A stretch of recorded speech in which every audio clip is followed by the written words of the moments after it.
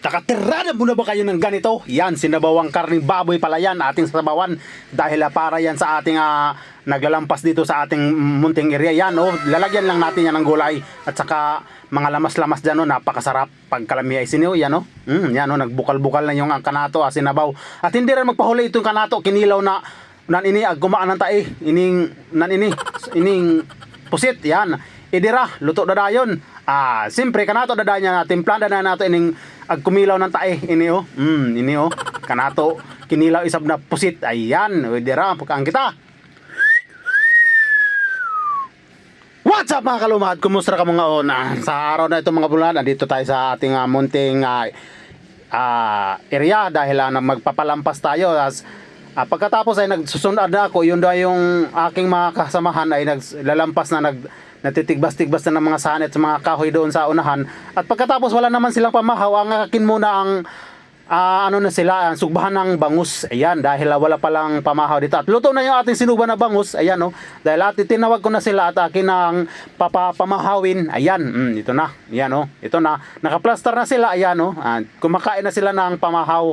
Ayan, ito na. Ayan, parang tapos na. Uminom na rin ako ng coke. Binigyan ko na sila ng coke para maganda talaga ang kain nila. Pagkatapos ay naghahasa na sila, yan sila duha, naghahasa na dahil matapos na sila kumain ng pamahaw at pupunta na, pabalik na sila sa kanilang trabaho ng maglalampas ng mga kahoy. Yan, ito parang yung aking kasama parang nariripaan pa ng kanyang siki. Pagkatapos ito namang paniod to ay akin na nantutulahan ng baboy. Ayan, aking sasabawan para malakas yun. Ayan, ito na, huwas-huwas na talaga ako dito. Ayan, nakahuwas-huwas na talaga yan. Pagkatapos ay lalagyan na natin ng lamas yung ating karning baboy na tinula na sinabaw. Yan, nalagyan natin yan ng tanglad, pangpalasa. Yan, siyempre, iyon na, nalagay na natin yung ating mga okra at saka mga gulay-gulay dyan. Dahil sabaw-sabaw para may lakas naman sila magtitigbas-tigbas ng mga kahoy. Pagkatapos ito, gumawa na ako dito ng ng kinilaw na ng kuno ini, kumaan sa kuno ini ng tae. Ini pusit, ini yan Yan. Pagkatapos ay luto kanato dadayon yan na lagyan ng maraming suka at saka katumbaw. Yan dito na yan kikilawin natin yan. Napaka-presko talaga yung ating pusit. Ito na, kumakain na kami ito, bibigyan na natin yung ating sinabaw.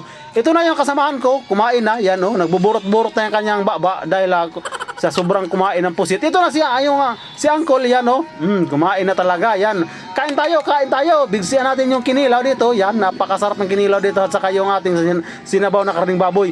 Huwas-huwas na talaga ako dahil nakapakapaso ngayon, yan yan, kung nakita nyo yung ating bayo ngayon ay napuno na ng huwas, bibigyan na natin yung okra dahil sa kapaso. Yan, kain tayo mga kalumad. Yan, ito pa yung kasamahan ko ay linagyan pa, pinakita pa yung pusit na kinilaw at kumakain talaga siya. Yan, kain tayo.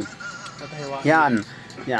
Pagkatapos nito, dahil pagkatapos namin kumain ay babalik yung kasamahan ko sa pagtatrabaho ng maglalampas. Yan, tutulungan ko naman para medyo malaki-laki naman yung agi namin ngayon na araw dahil isang araw lang ito mga kalumad. Yan, pagkatapos ay kumain na talaga. Yan naganda talaga ng kain namin dito. Yan Abangan niyo na lang mga kalumad sa sunod yung ating ginagawa ngayon. Baka sa sunod na mga taon-taon ay atin na itong gagawa tayo dito ng palaisdaan. Yan. Kaya yung purpose ko na pinalinisan ko dahil maghimo tayo dito ng palaisdaan.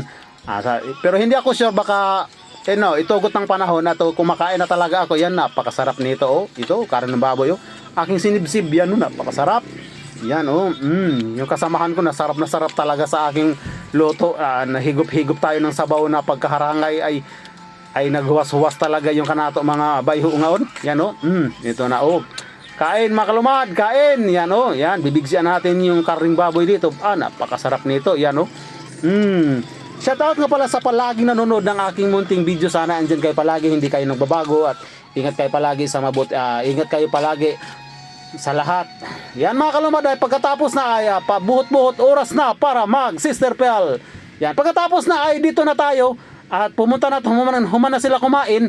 Andito na tayo sa ating pinaglampas. Ito nga pala yung ating pinaglampasan natin ngayon mga kalumad. Tinumba yung ating mga kahoy at saka yung mga nipa dahil para gagawin natin dito ng palaisdaan. At ingat kayo pa lahat at God bless all. Maraming salamat.